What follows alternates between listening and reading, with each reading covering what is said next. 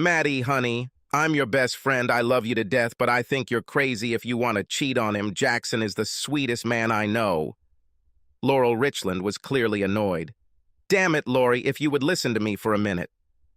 For her part, Maddie was disappointed that Lori couldn't see how this would strengthen her and Jack's marriage. And the best part was that if her plan worked, Jack would be so fat, dumb, and happy that he wouldn't pester her anymore about having children.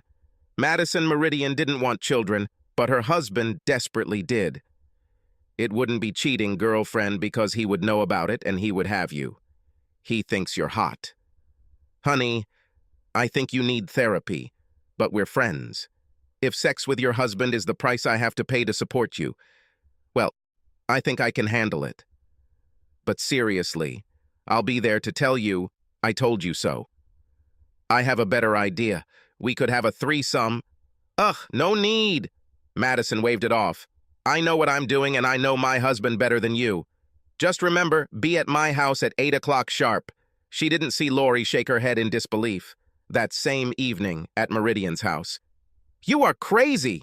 Jackson stared wildly at his clearly deranged wife. Let's see if I understood correctly. You have a guy who gives you what I can't, and I'm guessing he's longer than me. Do you really have to be so rude? Yes! Saliva flew out of his mouth. So, for my understanding of your need to expand your horizons, in return we are going to ruin our marriage. Jack, this is just disgusting. We won't ruin our marriage at all. You know, we are strengthening our marriage, and for your understanding, you will receive Lori, and I will receive Shell, my lover, to heal me. It's a win-win. Madison couldn't understand why this concept was so difficult for everyone to understand.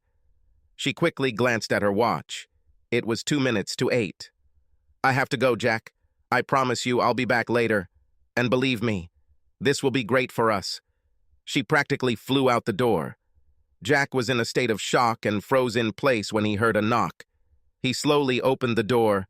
Lori stood there. He started to say something, but Lori quickly raised her hand and walked past him. Damn, she looks really good. Don't say a word, Jack. Just listen to me.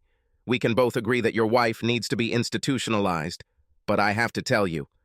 She paused to take a deep breath and gather her courage. She slowly closed her eyes and let her dress fall to the floor, and there she stood, naked as the day she was born. Jack, take me to the bedroom and I'll explain my position. She suggested hoarsely. 5 months later, Madison was waiting for her friend at the local Starbucks. Lori was late again.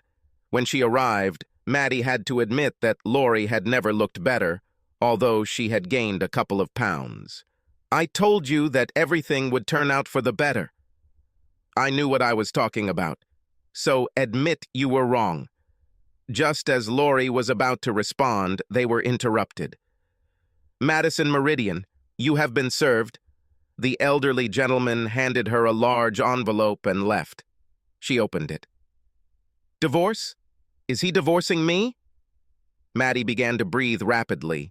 She didn't immediately notice Lori standing next to her with a wide smile on her face. Maddie, I never told you, but I really want children unlike you. Oh no, that won't happen. I'll fight you both with every penny I have. Oh, grow up, Maddie. This is the 21st century. When it comes to divorce, no one cares what you want. Lori floated out of the coffee shop. Sniffling Madison called her lover. Shell, he's divorcing me. Now we can be together. What? You are married. You have 3 children. You are an asshole. Subscribe to our channel so that your second chaff doesn't cheat on you, and go ahead and listen to the next story, because this story is nothing compared to the next one. If you're under 18, don't even think about listening to the next one.